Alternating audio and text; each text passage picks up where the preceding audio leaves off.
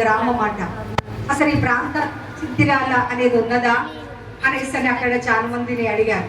నాకు దేవుడు ఇలాగా బయలుపరిచాడు, ఆ బిడ్డ అనారోగ్యంతో చాలా రోజుల నుంచి బాధపడుతున్నది, మరి దేవుడు నాకు ఇలా చూపెట్టాడు, ఎక్కడన్నా ఉన్నదా అసలు ఈ ఏరియాలో అనేసి అడిగాను. అడిగిన తర్వాత ఉన్న తల్లి గారు అశ్వాపురం దగ్గర లోపలికి వెళ్తే ఉంటది అని చెప్పారు. తర్వాత సడన్ గా అనుకోకుండా ఇక్కడ ఆల్ నైట్ మమ్మల్ని గ్రూప్ చైర్మన్ గా ఇక్కడికి ఇన్వైట్ చేశారు. మేము వెళ్ళినప్పుడు ఈ స్థలంలో ఆల్ నైట్కి వచ్చి మరి తర్వాత వాళ్ళ ఇంటికి వెళ్ళి చూసేద్దామని నిజంగా మేము అలాగ దారిలో నడుచుకుంటూ వెళ్తా ఉన్నాం.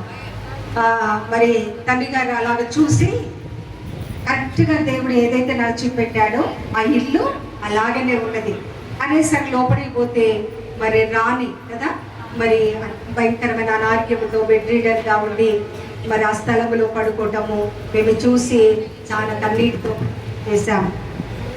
ప్రార్థన చేసిన తర్వాత ఆ దినాలలో ఒక బ్యాస్టేట్ గ్రూప్ చైర్మన్గా ఉంటున్న మరి తండ్రి గారు నాకు ఒక ఆలోచన వచ్చింది.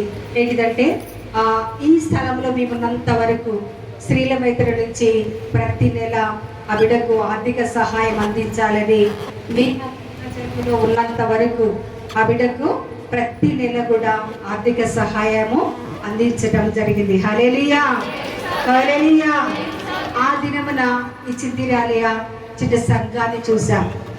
అయితే ఈరోజు ఈ యొక్క సంఘం అంచెలంచెలుగా ఎదిగి కదా, వివాహమైన తర్వాత ఎలాగుంటుంది, వివాహమైన తర్వాత బిడ్డలు అంటా ఉంటారు. ఆ రీతిగా ఆ కుటుంబం అనేది ఏ రీతిగానైతే అభివృద్ధి పొందుతుందో చిత్తిరాల సంఘము కూడా నానాటికి విస్తరించబడి ఒక చిన్న గ్రామముగా వేరొక ప్యాస్టేట్లో అనుబంధ ప్యాస్టేట్లో ఉండవలసిన ఈ సంఘము ఈరోజు ఈవిడ మరి ఒక మంచి ప్యాస్టేట్గా మరి ఈరోజు